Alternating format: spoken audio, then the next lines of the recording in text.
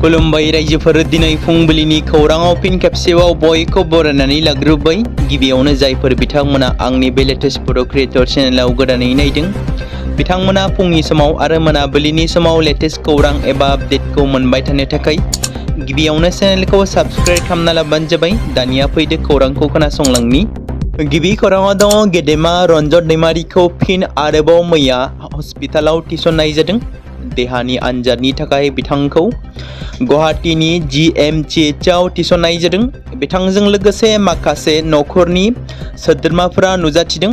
मैया बिथां गेदेमानि आंगो बिनानाव डक्टर अनजालि दैमारिया गावनि फेसबुक पेजनि गेजेरजों फोसावनाय नुनो मोन्दों, जेराव माखासे सावगारि सेबखांनायखौ बिथाङा पस्ट खालामदों। बिथांजों लोगोसे माखासे नखरनि सोद्रोमाफोरा गुवाहाटीनि GMCHआव रन्जन दैमारिखौ लानानै थांदों, जेराव देहानि चेकआप खालामजानो थाखाय बिथांखौ फिन आरोबाव थिसननाय जादों। आसा खालामो बिथां गेदेमाया जाहाथे मोजां देहा लानानै अरायबो जोंनि गेजेराव थाबाय थानो हायो आरो जाहाथे बिथाङा थाबैनो जोंनि गेजेराव फैनो हायो, बेखौनो आसा खालामनाय थाबाय।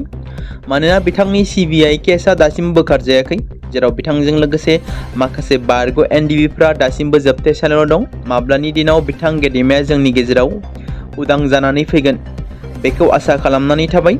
मानोना CBI केसजों एक्टिभ जानानै थानायनि जाहोनाव बिथांजों लोगोसे बारग' NDB केडारफोर, जेराव दासिमबो माखासे केडारफोरा दङ। बे बाथ्राखौ मख'नो गोनांदि 2022नि गेजेराव सुप्रिम कर्टनि फाइनाल रायखांनाय एबा गोदान हियारिंनि तारिखआ पाब्लिक डमेनाव फिन फोसावजायाखै, जेराव उकिलफोरनि सम मोनै आरो गुबुन गुबुन आयेनारि जाहोनफोरनि थाखाय हियारिंआ दोनथ'जागासिनो दं।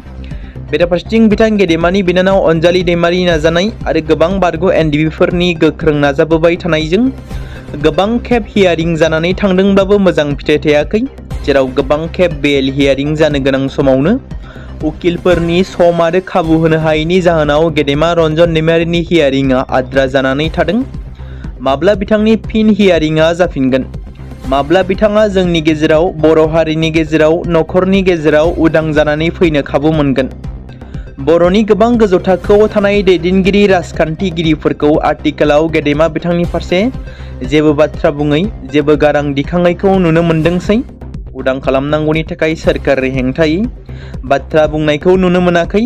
सोर गारां दिखांगोन रन्जन दैमारिनि थाखाय, बेखौ उननि समासो फोरमायसिगोन। बे बाथ्राखौ मख'नो गोनांबावदि बर'फोरनि थामथि गोरोबथा BTR गोरोबथानि गेजेरजों ex-NDBफोरनि जेंना, बारग' NDBफोरखौ जेलनिफ्राय उदां लाबोनायनि दफाया दंमोन, नाथाय बे दफानि गेजेरजों रन्जन दैमारिनि अनगायै माखासे बारग' NDBफोराल' उदां अख्राङाव फैनो हाबाय। ex-NDBफोरनि जेंना, साख्रिनि जेंना, थांना थानायनि थाखाय राहा खालामनानै होनो थाखाय 2020 मायथाइनि 27 जानुवारि खालाराव एबसु, NDP, UPPO आरो आसाम सोरखार, भारत सोरखारनि जथायै BTR एकर्ड जानानै थांदोंमोन, जाय एकर्डआव गोबां दफाफोरा दंमोन। बेनि गेजेराव बारग' NDBफोरखौ जेलनिफ्राय उदां अख्राङाव लाबोनानै बिथांमोननो थांना थानायनि खाबु खालामनानै होनाय दफाया आद्रा जानानै थायो। गेदेमा रन्जन दैमारिया दिनैनि समाव मानो बेबादि जोबथेसालियाव थाबाय थानो गोनां जाखो? सोर गारां दिखांगोन गेदेमा रन्जन दैमारिनि थाखाय? सोर दैदेनगिरिया, सोर राजखान्थिगिरिया उदां लाबोनांगौनि थाखाय हाबा मावगोन? बेखौ उननि समासो फोरमायसिगोन। क'क्राझार जनता पार्टी एबा CJP पार्टीखौ अनसायग्रा, मोजां मोनगिरि रोजा रोजा सोमावसारगिरिफ्रा बावैसो सिगाङाव दिल्लीनि जन्तर मन्तराव पिसफुलि प्रटेस्ट खालामखांनायनि उनाव फिन बेबादिनो मैयाबो पुनेनि गंसे इउनिभारसिटिनि लांगोनायाव 100निबो बांसिन सोमावसारगिरिफ्रा सोमावसारनाय हाबाफारियाव बाहागो लादों, जेराव क'क्राझार जनता पार्टीनि मददगिरिफ्रा बाहागो लादों होनना मिथिनो मोन्दों।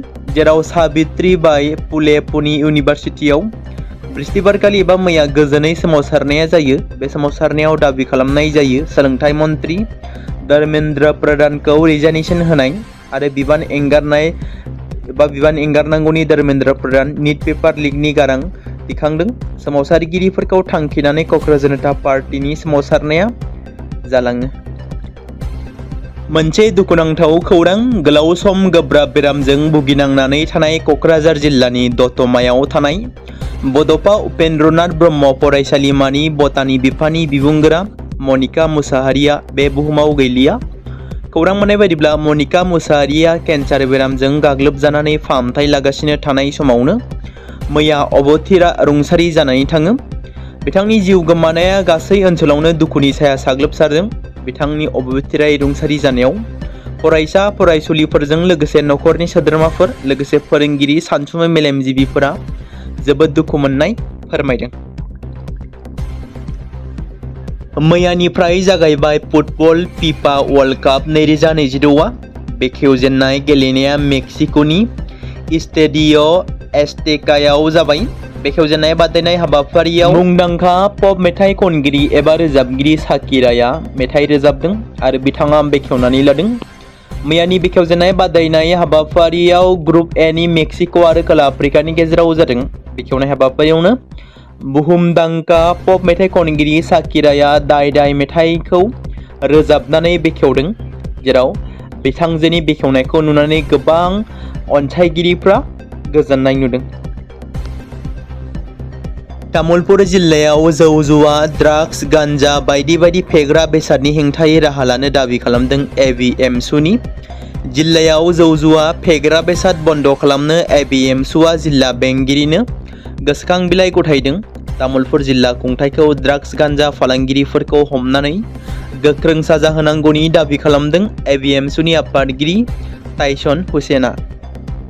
मिरु मन्त्रि आजुवेनि बैष्णबा जयसालमेरनि रामगड़आव गोदानै 20 किल'वाट एफएम ट्रेन्समिटारखौ भार्चुएलि बेखेवनानै होबाय। बेखेवनाय हाबाफारियाव जयपुरनि एमपि मन्जु शर्मा, प्रसार भारतीनि मासिगिरि प्रासुन जोशी, आकाशबाणीनि डाइरेक्टर जेनेरेल राजीव कुमार जैन, गुबुन गुबुन मावख'गिरिफ्रा बाहागो लायो। बेखेवनाय हाबाफारिखौ मैया मावफुंनाय मिरु मन्त्रि आजुवेनि बैष्णबा सिमायारि ओनसोलाव फोनांजाबनाय राहाखौ सोरखारा गोख्रोङै मावफुंनाय जागोन होनना खोथा बुङो। खमलायनायनि रेफ्रि नानिला मुसाहारिखौ नेशनेल ट्राइबेल लिडारशिप प्रग्रामनि थाखाय सायख'नाय जादों। खमलायनायनि रेफ्रि नानिला मुसाहारिखौ कर्नाटकनि बेंगालुरुआव जानो गोनां ट्राइबेल लिडारशिप हाबाफारिनि थाखाय सायख'नाय जादों।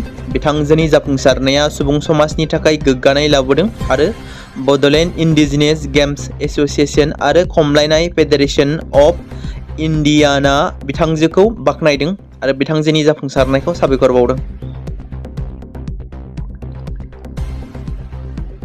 फिन आरोबाव उदालगुरिनि माजबाटआव गिख्रंथाव बुथारनाय जाथाय। जाय जाथाया बर' समाजावनो जादों। गोबां समफोरावनो खास्रि बिस्रि बुथारनाय जाथायफोरखौ जों खोनानो मोनबाय थायो, जेराव इनायै गोबौ हाथियारजों गाग्लोबना बुथारनाय, माब्लाबा गावथारनाय, गावनि नखरनि सोमोन्दो गोनां सुबुंफोरखौनो गाग्लोबनाय जाथाय बायदि बायदि जाथाय जानायखौ जों सम सम खोनानो मोनबाय थायो। बेबायदिनो माजबाटआव सासे 45 बोसोर बैसोनि बर' आइजोखौ गोदोना हाफ्लंनानै खास्रि बिस्रियै बुथारदों। गावनि फिसायानो बुथारदों होनना बे समाव मिथिनो मोन्दों। जाथाय खालामग्रा गुबै दायनिगिरिया जाथायखौ खालामखांनानै खारखुमानो नाजादोंब्लाबो माजबाट पुलिसा हमनो हाबाय। जाथायनि बागै दासिमबो रोखा जायाखै दि बे जाथाया माबोरै आरो मानो जानो मोनखो। बेराफारसेथिं फिसायखौ हमनानै दासान्दि माजबाट पुलिसा गोख्रोङै नायबिजिरनायखौ खालामगासिनो दं होनना मिथिनो मोननाय जादों। फिन आरोबाव आसामाव एभिक्सन खालामदों। दरं जिल्लायाव एभिक्सन खालामदों होनना बे समाव मिथिनो मोननाय जादों। जों मिथिगौ आसामाव आयेन बेरेखायै हा दखल खालामनानै थाग्रा मुसलमान एबा माइनरिटि सुबुंफोरखौ आरोबाव एभिक्सन खालामगोन होननानै गिबि मन्थ्रिया खोथा होखानाय बादियै बेबायदिनो कामरुप जिल्ला आरो दरं जिल्लायावबो खालामदों एभिक्सन। आरोबाव आसामाव एभिक्सन खालामनो थियारि खालामदों होनना आरोबाव मिथिनो मोनबावदों दि गिबि मन्थ्रि डक्टर हिमन्त बिश्व शर्माया फोरमायखानाय एबा खोथा होखानाय बादियै दाब दाब जायगायाव एभिक्सन खालामनायखौ जागायदों। बेबायदिनो आसामाव गोदान सोरखार दानाय लोगो लोगोनो आयेन बेरेखायै दखल खालामग्राफोरखौ थामहिनबा दखल खालामनानै थानाय गासैखौबो एभिक्सन खालामनाय जागोन होनना खोथा बुंदोंमोन। बेराफारसेथिं बे बिथिंखौ नोजोर बोनानै नायोब्ला फैबाय थानाय समफोराव बिटिसिआवबो एभिक्सन खालामगोन नामा? बेबाराव बर' एबा ट्राइबेलफोराबो बारग'नाय नङा नामा? जेराव ट्राइबेलफोरखौबो एभिक्सन खालामगोन नामा? बेयो मोनसे गेदेर सोंथि जानानै फैदों। मख'जाथावदि बिटिसिआवबो गोबां माइनरिटि सुबुंफोरा बर' जायगायाव एबा 6 सिड्युल ओनसोलाव हा आवग्रिनानै दं। बिसोरखौ जुदि एभिक्सन खालामनाय जागायोब्ला बर' एबा ट्राइबेलफोराबो होखारजानो हागौ। बेराफारसेथिं BTC आव माइनरिटि हारिनि सुबुंफोरखौ एभिक्सन खालामनांगौनि दाबिजों गोबां खेब BTC सोरखार आरो BTC हाग्रा बिफानखौ खावलायबोबाय थादों, आर'जलाइ गथायबोदों। BTC हाग्रा बिफाननोबो एभिक्सन खालामनांगौनि थाखाय बड'लेण्ड जनजाति सुरक्षा मन्चनि आफादगिरि दावराव देख्रेब नार्जारिया गोबां खेब गारां दिखांबोबाय थादों। बेबादिनो BTCनि ट्राइबेल बेल्ट एन्ड ब्लकनि 3,49,000 बिगा हायाव आयेन बेरेखायै दखल खालामनानै थानायफोरखौ होखारनांगौनि दाबिजों क'क्राझार जिल्ला बेंगिरिनि गेजेरजों आसामनि गिबि मन्त्रि डक्टर हिमन्त बिश्व शर्मानिसिम गोसोखां बिलाइ गथायनायबो जानानै थांबाय, जेराव दिनैसिमबो सोरखारा जेबो राहा लायाखै होनना गोख्रों दाबि खालामनानै बुंथिदोंमोन बड'लेण्ड जनजाति सुरक्षा मन्चनि मावफुं आफादगिरि दावराव देख्रेब नार्जारिया। थांनाय सानखालि गुवाहाटी नोगोरमायाव गंसे भारा न'नि खथायाव सासे बर' सिख्ला सुस्मिता बसुमतारीनि थैनाय, जाय 28 बोसोर बैसोनिमोन, जेराव जिउ गैयै थासारियाव देहाखौ बोखांनो मोननाय जायो। थैनाय सुबुंखौ एबा लाइमोनखौ उदालगुरि जिल्ला उत्तर नलबारि गामिनि होनना सिनायथिनाय जादोंमोन। दासान्दि समाजारि बिजोङाव गोबां खेब सावरायजानाय फोसावनायखौ नुनो मोन्दों दि उदालगुरि जिल्लाजों लोगोसे बे समाव सुस्मिता बसुमतारीनि नखराव दुखुनि साया साग्लोबनायखौ नुनो मोननाय जादों। मख'नो गोनां बाथ्रा दि गुवाहाटीनि बेलटला ओनसोलाव भारा लानानै बयफ्रेन्डजों जयै थानाय सुस्मिता बसुमतारीया सोमोनांथाव थासारियाव थैदों। बे जाथायखौ नखरनि सुबुंफोरा गोरलैयै गनायना लानो हायाखै। नखरनि सुबुंफोरा दाबि खालामदों दि बे जाथाया बुथारनाय आरो बेनि गुबै दायनिगिरिखौ हमनानै साजा होनो, फासिनि साजा होनो थाखाय दाबि खालामदों। नखरनि सोद्रोमाफोरनि बायदिब्ला सुस्मिताया अनिल आकाश प्रसाद मुंनि सासे लाइमोन सेंग्राजों जयै दंमोन। बे जाथायाव संदाननानै नायबिजिरनो थाखाय नखरनि सुबुंफोरा हाटीगाव पुलिस थानायाव FIR थिसनबाय। बेराफारसेथिं दासान्दि पुलिसनि नायबिजिरनाय सोलिगासिनो दं होनना मिथिनो मोन्दों।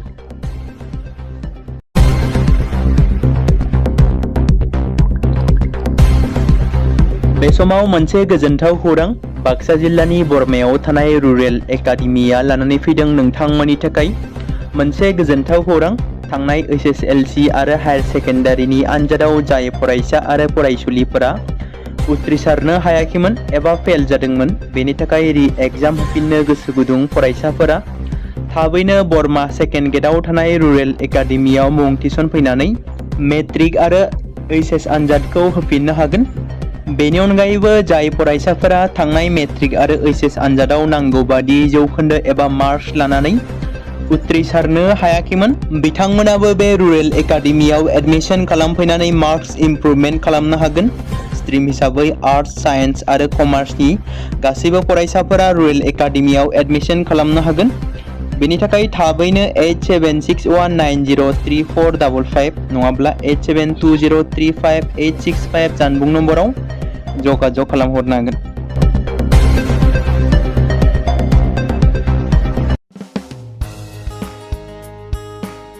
बे समाव मोनसे गोनां फोसावथाय बर' सावथुन नायनानै मोजां मोनग्रा गासै बर' रायजो राजाफोरनि गेजेराव लानानै फैदों मोनसे बर'नि OTT प्लेटफर्म गोनां, जाय प्लेटफर्मनि गेजेरजों नोंथांमोना बर'नि गोदान गोजाम सावथुनफोरखौ नुनो मोनगोन। थांनाय माखासे बोसोर सिगां बर'नि गेजेराव लानानै फैनाय निउबो एप बायदिनो फिन आरोबाव लानानै फैदों बर' रायजो राजाफोरनि थाखाय। बे बाथ्राखौ मख'नाया गोनांदि 2025 मायथाइनि जानुवारि दानाव ओंखारनाय आंगो स्ट्रिम मुंनि मोनसे OTT प्लेटफर्म गोनां निउबो एपनि गेजेरजों नोंथांमोना गोबांथार बर'नि सावथुनफोर जेरै ट्रेजेडि, रमान्टिक, एक्सन आरो कमेडिजों बुंफबनाय सावथुनफोरखौ नुनो मोनगोन। जेरै सनानि नखर, थांखि गैयै समाज, अनसुला आफा, हिर', बिमा बायदि बाजै, अर, थैसाम, वान्टेड, संदान आरो रं नाम्बार बायदि सावथुनफोरा मख'जाथाव। बेफोर सावथुनफोरखौ नायनो थाखाय नोंथांमोना गिबियावनो आंगो स्ट्रिम एपखौ गाव गावनि मबाइलाव थानाय प्ले स्ट'रनिफ्राय डाउनल'ड खालामनानै लोगोसे इनस्टल खालामनानै गावनि मबाइल नाम्बारजों लगइन खालामनानै लाग्रोनांगोन। बेनि उनाव नोंथांमोना गोबांथार नुनो मोनै सावथुनफोरखौ गुगोल पे, फन पे आरो पेटिएमजों रं नाम्बार सावथुनखौ नायनो थाखाय 60 रां आरो संदान सावथुनखौ नायनो थाखाय 80 रां, वान्टेड सावथुनखौ नायनो थाखाय 60 रां, थैसाम सावथुनखौ नायनो थाखाय 60 रां, बेबादिनो गोबांथार नुनो मोनै सावथुनफोरखौ नायनो थाखाय सुबिदा खालामनानै होदों आंगो स्ट्रिम प्लेटफर्मा। फिन नोंथांमोननि गेजेराव फोरमायबावनो लादों बर' सावथुन नायनानै मोजां मोनग्रा गासै बर' रायजो राजाफोरनि गेजेराव लानानै फैदों मोनसे बर'नि OTT प्लेटफर्म गोनां, जाय प्लेटफर्मनि गेजेरजों नोंथांमोना बर'नि नुनो मोनै सावथुनफोर जेराव गोदान गोजाम सावथुनफोरखौ नुनो मोनगोन। बे बाथ्राखौ मख'नाया गोनांदि 2025 मायथाइनि जानुवारि दानाव दिहुनजानाय आंगो स्ट्रीम मुंनि मोनसे OTT प्लेटफर्म गोनां एपनि गेजेरजों नोंथांमोना गोबांथार बर'नि ट्रेजेडी, रमान्टिक, एक्शन आरो कमेडीजों बुंफबनाय सावथुनफोरखौ नुनो मोनगोन। जेरै रं नाम्बार, संदान, वान्टेड, थैसाम, अर, बिमा बायदि बाजै, हिर', अनसुला आफा, थांखि गैयि समाज, सनानि नखर बायदि बायदि सावथुनफ्रा मख'जाथाव।